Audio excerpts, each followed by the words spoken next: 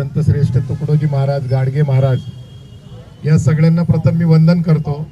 संभाजी ब्रिगेडची भूमिका ही राज्य घटनेला अभिप्रेत असलेली समता, बंधुता, न्याय आणि स्वतंत्र म्हणजे या देशामध्ये ही मानवता प्रस्थापित झाली पाहिजे, सगळ्यांना समान हक्क आणि अधिकार मिळाले पाहिजे, याच्यासाठी ही संघटना कार्यरत आहे।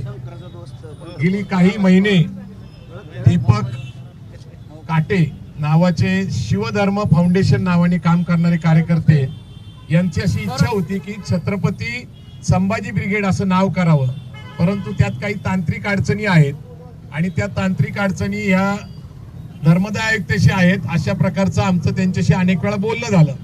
आपण संभाजी महाराजांची सिरियल काढली होती स्वराज्य रक्षक संभाजी, याच्याशी माझा अत्यंत जवळून संबंध होता, मीच ती काढली होती। त्यामुळं त्यावेळेसही अनेक लोकांनी सांगितलं, तर त्यावेळेसही मी त्यांना ते सांगितलं होतं की छत्रपती नाव आम्हाला लावलंच पाहिजे, परंतु 20 सिरियल ह्या रजिस्टर्ड आहेत, लेखकांनी ते रजिस्टर केलं, त्यांनी जर ते नाव वापरायला परवानगी दिली तर ते शक्य आहे। पण त्या प्रत्येकाने सांगितलं की आम्हाला सिरियल काढायची आहे, त्यामुळे आपल्याला स्वराज्य रक्षक संभाजी सिरियल काढावं लागली। पण मुळात मला जे काही दिसलं, आज मला जन्मजय राजे भोसले अक्कलकोटचे यांच्या सत्कारासाठी निमंत्रित करण्यात आलं आणि स्वतः राजेंकडून निमंत्रण होतं किंवा तुमच्याकडून माझा सत्कार झाला पाहिजे। मी म्हटलं मी अत्यंत छोटा कार्यकर्ता आहे, परंतु त्यांचा आग्रह इतका होता आणि एवढ्या मोठ्या माणसाचा आपल्याला सन्मान करण्याची संधी मिळते, यात आपला सुद्धा सन्मान आहे, म्हणून मी त्या ठिकाणी गेलो। त्यांचा सगळ्यात सर्वोत्तम सत्कार करायचं आमचंही नियोजन होतं।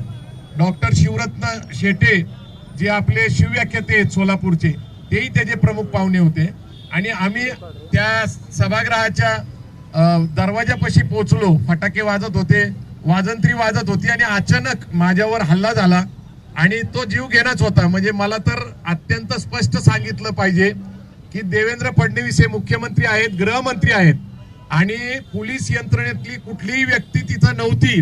एवढा मोठा महत्वाचा कार्यक्रम चालू असताना त्या ठिकाणी कुठलीही यंत्रणा नव्हती, त्यामुळे याची नैतिक जबाबदारी ही देवेंद्र फडणवीस मुख्यमंत्री आणि गृहमंत्र्याची आहे।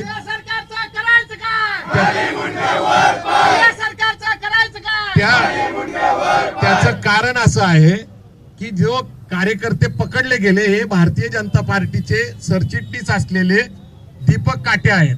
आता हे षडयंत्र किती मोठं असू शकतं, ज्या प्रकारचं मला अनुभव आला तो म्हणजे आपल्याला दाभोळकरांची हत्या माहिती आहे, कलबुर्गींची हत्या माहिती आहे, गौरी लंकेशची हत्या माहिती आहे, पानसरेंची हत्या माहिती आहे आणि ही कधी झाली तर 14 ते 19च्या काळामध्ये, कारण त्यांच्या विचारधारेला त्यांचा विरोध होता। संभाजी ब्रिगेडची विचारधारा ही राज्यघटनेला अभिप्रेत असलेली असल्यामुळं आणि मला असा संशय आहे की आपल्याला संपवायचं, परंतु एक निश्चित आहे की महात्मा फुले गेले, शाहू महाराज गेले, बाबासाहेब आंबेडकर गेले, पण त्यांचा विचार संपला नाही, तो राज्यघटनेतनं कायम जिवंत राहिला। आमच्यासारखे लोक अनेक जन्माला येतील आणि जातील, परंतु हा देश टिकला पाहिजे, इथल्या लोकांना न्याय मिळाला पाहिजे।